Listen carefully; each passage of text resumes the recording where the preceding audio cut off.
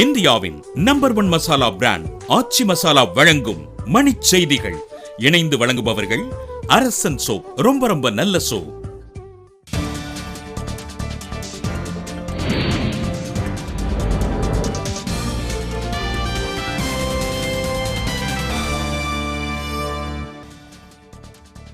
பாட்னா இந்தூர் விரைவு தொடர்வண்டி தடம் புரண்ட விபத்தில் பலியானோர் எண்ணிக்கை 100ஆக உயர்வு. தொடர்வண்டி விபத்தில் உயிரிழந்தவர்களின் குடும்பத்தினருக்கு தலா 2 லட்சம் இழப்பீடு. பிரதமர் மோடி அறிவிப்பு.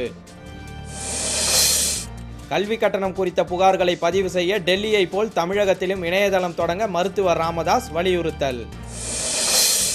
ரூபாய் தாள்களை செல்லாததாக அறிவித்ததால் பொருளாதார சீர்குலைவு ஏற்பட்டுள்ளதாக தமாக தலைவர் ஜி.கே. வாசன் கருத்து. வாடிக்கையாளர்கள் எண்ணிக்கை குறைந்ததால் சென்னையில் ஆட்டிறைச்சி விலை கிலோவுக்கு 600 ரூபாயாக உயர்வு. காவிரி மேலாண்மை வாரியம் அமைக்க கோரி வரும் 23ஆம் தேதி நாடாளுமன்றம் முன்பு ஆர்ப்பாட்டம். தமிழக விவசாயிகள் அறிவிப்பு. சில்லறை தட்டுப்பாடு காரணமாக சிவகங்கை மாவட்டம் காளையார் கோவிலில் காய்கறி வணிகம் முடக்கம்.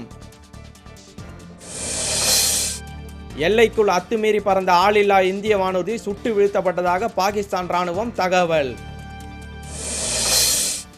தென் தமிழகத்தின் ஒரு சில இடங்களில் அடுத்த 24 மணி நேரத்தில் கனமழை பெய்யும் என வானிலை நடுவம் தகவல்.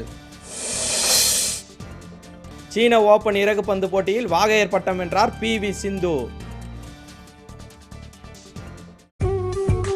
இந்தியாவின் நம்பர் 1 மசாலா பிராண்ட் ஆச்சி மசாலா வழங்கிய மணிச் செய்திகள்.